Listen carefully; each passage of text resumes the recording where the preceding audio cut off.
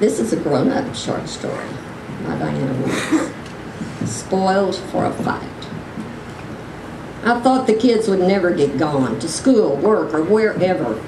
My daughter, her husband, and their 2 boys and a girl, finally they left. No sounds in the house except the boxer's toenails, the ceramic tile beating a rhythmic rumba beat.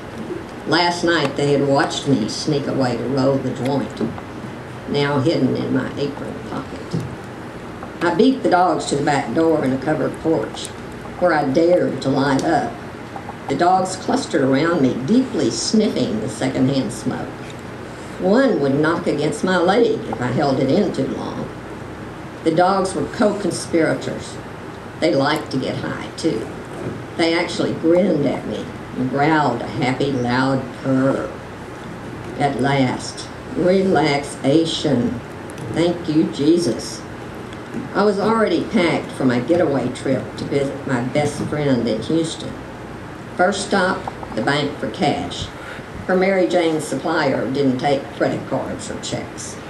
As I drove into the ATM, I remember recalling that this machine had eaten my card before.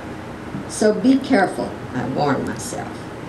When the money came, I stayed to count the 4 20s, a 10, and 2 5s, and was so pleased it was correct this time, I drove off without my card, thinking gleefully that Sally's apartment was freedom. We could smoke in her apartment, all her artsy neighbors indulged. I went the back way on 90A and stopped in Gonzales to buy cigarettes from the Arab convenience store counterman who liked me when I lived there. He sold me a carton cheap and wanted to sell me 2, but I had to save money for pot. It's cheaper than cigarettes, but I do both. We chatted about both of us still smoking tobacco when we know we shouldn't. A maid has a boyish laugh. Searching my black hole striped cloth briefcase purse to pay him, I discovered my bank card missing. Even reminders don't work anymore. My mind flew into panic mode. My gray matter has become as gluey as overcooked oatmeal. Where's my cell phone? I dumped the contents of my bag on the counter, the cell phone slash camera slash web, and I don't know what else it does, skidded to the edge, but I caught it and started breathing. I sat out in the court, called the bank to tell them what happened. It took forever and ever, at least 15 minutes, to get a hold put on my card until I was back in San Antonio next week to pick it up. On the road once more, I wished I could have a hit. I had some shag left, but it was in my backpack on the floor of the back seat. Maybe I could reach it while still driving. There was no traffic on the old 2-lane highway. I didn't want to be seen rolling a joint at a roadside park. I slowed down.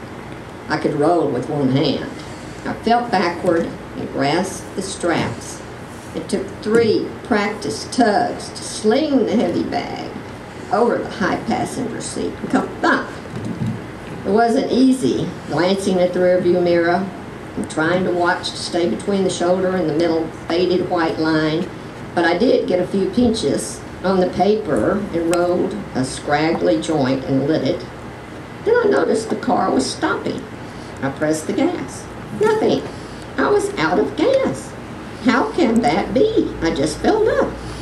When the car completely stopped, franticness swallowed me. Everyone was busy at work. I'd have to get towed. Damn this car. I'll get out and throw rocks at it.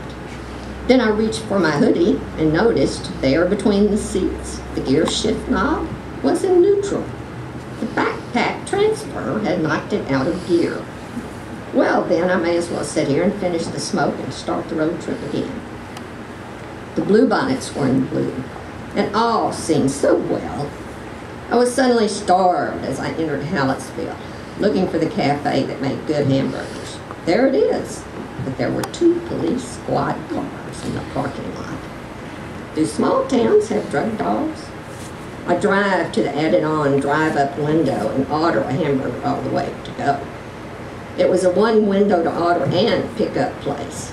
The man behind me got impatient, pulled in front of me, shaking his fist, blocking my exit. To bolt from his car to go inside, my supposed order, I sat and ate my delicious burger, too calm to get mad. Even when he returned to give me his middle finger before burning rubber to depart. So,